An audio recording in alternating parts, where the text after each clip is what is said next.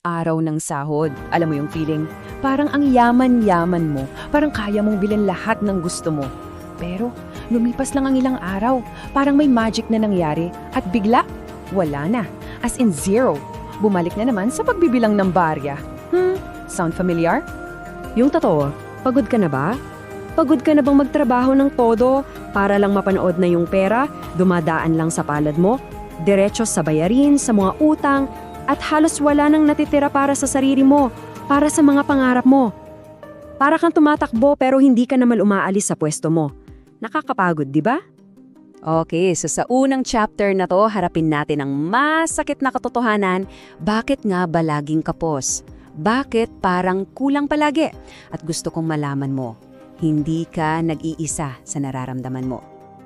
20,000 pesos. Para sa marami sa atin, ito ang realidad.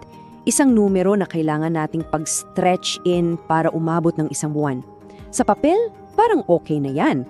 Pero sa totoong buhay, bakit parang hangin lang na nawawala? Ito talaga yung pakiramdam eh. Kakasweldo mo pa lang, tapos pagbukas mo ng wallet mo kinabukasan parang, teka, sana napunta? Pambayad ng renta, ng kuryente, ng tubig, pamasahe, pagkain, tulong sa pamilya, at bago mo pa mamalayan, nag-aabang ka na naman ng susunod na sahod. Isang cycle na parang walang katapusan. Pero paano kung sabihin ko sa'yo na may pag-asa? Na mayroong isang parang secret map. Isang simpleng-simpleng blueprint na pwedeng sumira sa cycle na yan. Isang paraan para ikaw naman ang magkontrol sa pera mo at hindi ang pera mo ang kumokontrol sa'yo. Ito ang tinatawag na 50-30-20 rule. At bago ka kabahan sa mga numero, relax ka lang. Promise, sobrang simple lang nito. Ito lang yung paraan para bigyan natin ng trabaho ang bawat piso na pinaghirapan natin para may direksyon. So, paano ba to? Ganito lang kasimple. 50% o kalahati ng sahod mo mapupunta sa needs. Ito yung mga bagay na hindi ka mabubuhay kung wala. 30% para sa wants. Ito yung mga nagpapasaya sa'yo. At ang game changer, 20% para sa savings mo. Siyempre, kailangan nating gawing Pinoy-friendly. Sa 50% needs natin, hindi lang yan upa at pagkain. Nariyan yung pamasahe sa jeep at siyempre, yung tulong sa pamilya. Parte na yan ng kultura natin eh. Sa 30% wants, dyan papasok yung paborito mong milk tea, yung lunch sa labas, Netflix at load. Tapos sa 20% savings, dyan natin ilalagay yung ipon, yung emergency fund at pambayad sa utang. Okay, game! Ngayong may idea na tayo sa rule, paano naman natin to uumpisahan sa totoong buhay? Huwag kang mag-alala, hindi ito kasing hirap ng iniisip mo. Gagawa tayo ng sarili mong budget blueprint, ngayon din, step by step. 3 simpleng-simpleng hakbang lang. Step 1, ilista mo lahat ng pumapasok na pera sa'yo. Lahat. Step 2, at ito ang pinaka-importante, itrack mo lahat ng gastos mo. For 1 month, kahit yung pisong pinambili mo ng candy, isulat mo. Pwede sa notebook lang o sa phone mo. Tapos, step 3, i-categorize mo na sila gamit yung 50-30-20. Dito, magugulat ka kung saan talaga napupunta yung pera mo. Pero teka, alam ko yung tumatakbo sa isip mo. Okay ang plano, pero paano sa totoong buhay? Kasi sa totoong buhay, may mga bigla ang gastos.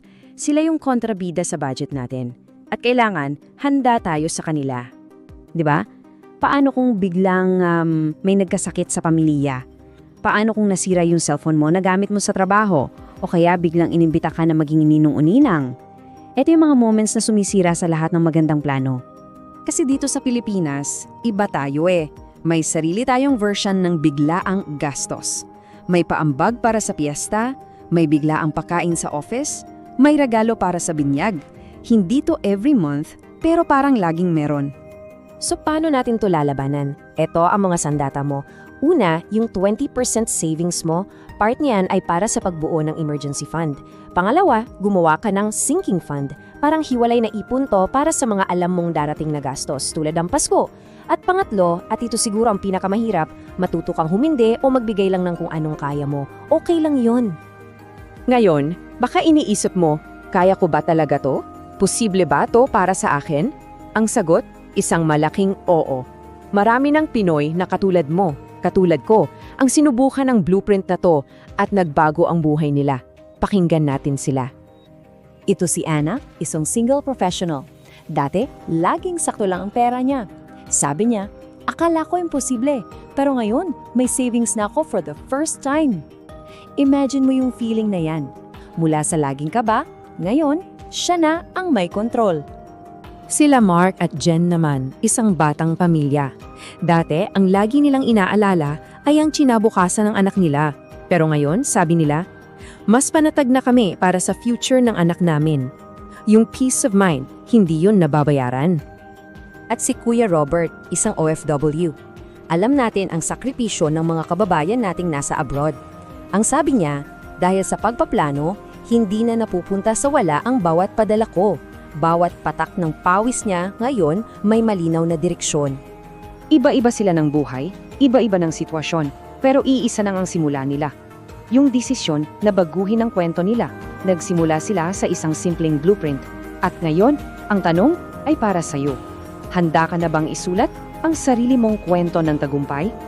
Thanks for tuning in to Silent Wealth. Please subscribe and hit the notification bell so you never miss out on the latest tips and strategies to grow your wealth.